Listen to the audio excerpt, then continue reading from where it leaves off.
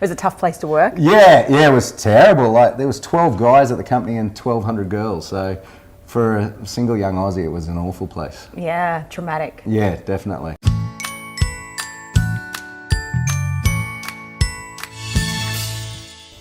Welcome to A Cup of Tea with Bree, where I get to know some of North Queensland's most amazing parents, incredible business people and inspiring characters. Today I have the pleasure of interviewing Lachlan Farquharson. It's a mouthful, Lachlan, from Cairns Indoor Sports. Now, Lachlan is very passionate about getting everyone active in a fun way, no matter what age they are. His love of sport has driven him to grow his business, allowing kids and adults alike to experience the fun of playing a team sport. How you going, Lachlan? Great, thanks. How's yourself, Bree? Oh, look, it's good to have you here having a cup of tea. You've drunk yours already. Yeah, getting there. Yeah. It was to calm the nerves straight away. Yeah, exactly. So tell me about your childhood. Where were you born? In Cairns. Cairns boy? Yeah, Cairns-based I didn't hospital. know you were a local. Yeah, born and bred, and Local. a little bit of a trip away in the middle there, but Where'd you mostly go? Cairns. Lived in Brisbane for about 5 years, and Okay. then in London, and then in Utrecht in Holland. Wow. And then tell me about life. How did that all happen for you? So family, brothers and sisters, how many you got? Yep, so I've got 2 younger sisters and 1 older brother. Okay, family And, of 4. Yeah, and mum You're and the dad. meat and the sandwich? Yeah, something like that. And mum and dad who live in the same house as when we were brought up. Wow. Yeah, lived there for about 45 years, I think. So yeah. Wow. Which school did you go to? Cairns West Primary School Nice. and Trinity Bay High School. There you go. So what did you want to be when you grew up then? Sort of to and froed a little bit there. Police force came up at one stage. Air I think it does for every little boy. Yeah. Be a police officer. Yeah, exactly. Sees the lights on, someone that gets to drive the car fast. Yep. And, probably shoot a gun at the baddies, Yep. that kind of thing. But then I sort of toyed with the idea of getting into sports management and IT at one stage there as well. So how did you get into your business then? When I was in grade 8, every afternoon after school, I started working just for half an hour, helping them set up and doing At Cairns different Indoor stuff. Sports? Yeah, so it Wow. was totally different back then. Like we used to be in 2 different locations then, 2 court centres, one where it is now and one at the Gabba up at 43 Anderson Street.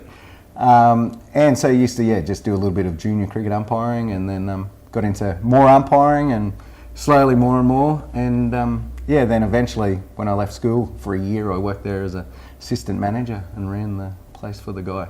Wow. And then you went overseas. Yeah, went to Brisbane, ran a big centre down there for about 5 years, and then decided to do a course in IT and get into IT, and worked for Brisbane Lions in their IT section. Wow. And then moved to London with Jill, my sister, and her husband Tim, who I'm in business now with, and worked for the head office of Cairns UK, the makeup company, in their IT department. Wow. Yeah, So what sort of campaigns did you do?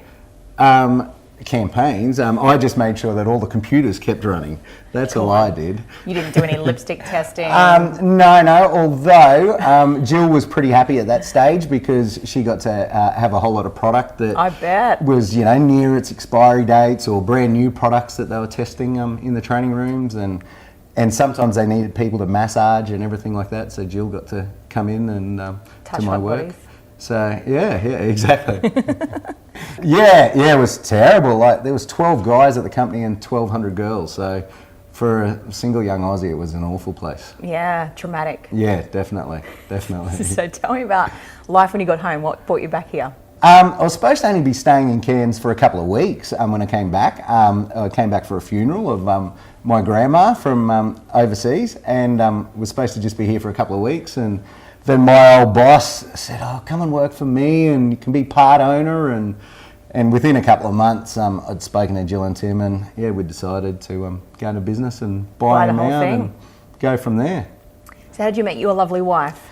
I'd actually run a social beach volleyball comp at Gilligan's on one Sunday afternoon. Gilligan's. At Gilligan's. And we used to get paid to run a comp for them every Sunday ave, just very social for all their punters that wanted to play.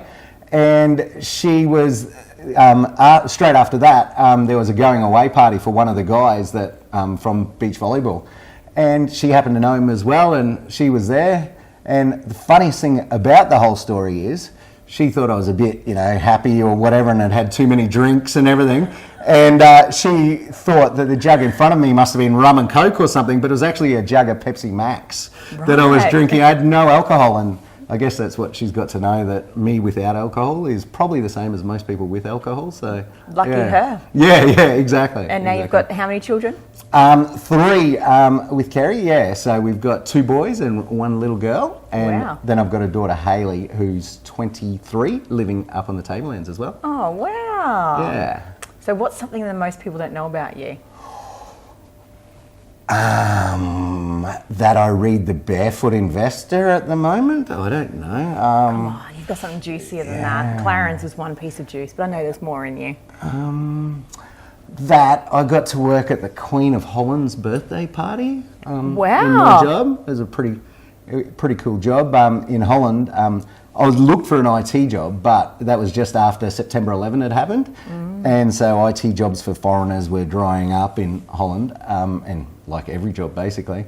And me and an Aussie mate of mine were sitting at a bar and ran into this guy that ran an event management company, and he had like a mass amount of jobs on that weekend. So he said, I can only give you one shift, just one shift. And I ended up working for him for a year and a half. Wow. And, he put me through a Dutch course and so everything as well. You can speak Dutch? Badly. Because the biggest problem with Dutch is in Holland, everyone speaks perfect English. So as soon as you struggle with your Dutch, they change to English. Oh, no. So even little kids, they're amazing. They correct me on my Aussie grammar. And I get corrected on my Aussie grammar in Australia. Yeah.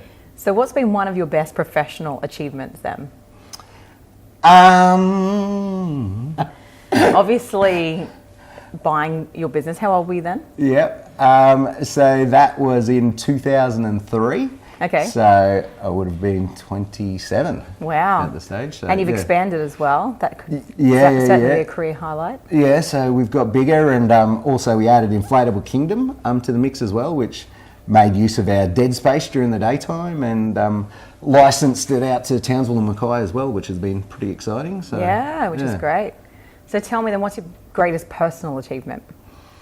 Definitely marrying my wife. I know, stereotypical, but having a gorgeous little family on the side as well, and I guess the thing with everybody in business, trying to keep afloat family life, social life, and also your business life. Trying to keep all that in balance is just an ongoing thing, and so I think that's the biggest achievement for anyone in business. Yes. To just try and keep juggling. What's your number one tip? Because you have the kids quite a bit. Yes. I've rung you a few times and you're like, hold on. Yeah, exactly. And I guess also that, of course, my workplace is very good for having the kids anyway. Yeah, do you just like pop up castles in the middle of the day? We do quite often. Just set up a castle, something like that. But yeah, I guess the main thing is just being there. When you have got quality time with your kids, try to be as distracted as little as possible by the TV or whatever, and try and actually focus in on what they're saying, which can be so hard when there's a million things going on in the back of your brain, but the kids really just love it, when you can, even if it's just 5 minutes here, 10 minutes there. 100% focus. They really do just love that 100% focus, and you learn so much more about what's going on in your kid's life that you didn't even realise. Yeah, beautiful. So if you could have dinner then with 3 people, whether past or present, who would they be and why? I am thinking Hamish and Andy, just because they are the 2 funniest people on earth. And they're comedians that don't have to be crude or rude to be funny. You just laugh at everything they say. So, and I do enjoy laughing. So is that one person or 2? Yeah, I don't know. I'll let you get away with that. That's one. That's one. Because they are twinsies. Yeah, they are. You can't have one without. No, exactly. Like Hamish or Andy. Can't have dinner with one of them. No. The Barefoot Investor man. Just because he's like a young up and comer.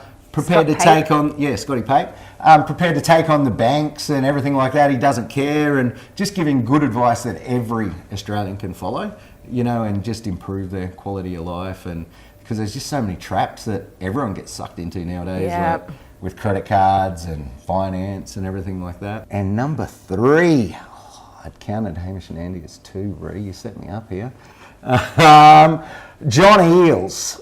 I don't know if you remember him, a very famous rugby union player for Australia.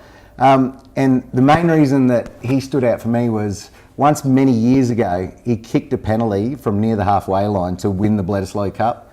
Unbelievable for any Australian child under 12, because we used to win some Bledisloe Cups. But he kicked it after the siren to win, and I remember the reporter running up to him, and he was right in his face, and he said, "Mate, you must have been so nervous kicking that." And he goes, "Mate, I was playing footy. I'm not a heart surgeon operating on someone or whatever. I just had to kick the ball, you know. I don't put too much pressure on myself." And that for me, like, you know, just bring someone like that who can bring everything down, you know, had the whole country watching him, and we all thought he was so nervous and everything, but he was actually very good at just bringing it all in perspective, and, you know, it's just another game of footy. So, yeah, he's Beautiful. pretty cool. So with that, what's been the biggest piece of advice that you've lived your life by? I once learnt many years ago, prior preparation prevents poor performance. And I think it's pretty good, you know, like you've always got to make sure that you're prepared for everything you do, put in the hard yards that everybody doesn't see. And that way, when it comes to game time or, you know, the event's on or whatever it is, it all runs a whole lot smoother, or at least appears to, if you have done that prior preparation. You're one of the hardest working men I know around town, and you know, you're so dedicated to your family and you do so much that people just don't even know about. So thank you so much for coming in today, to having a cup of tea with me. It was great to have you watching as well. So if you'd like to see more of our episodes, then make sure you subscribe to our channel, hit the notification bell so you don't miss a new episode of A Cup of Tea with me, and I'll see you next time.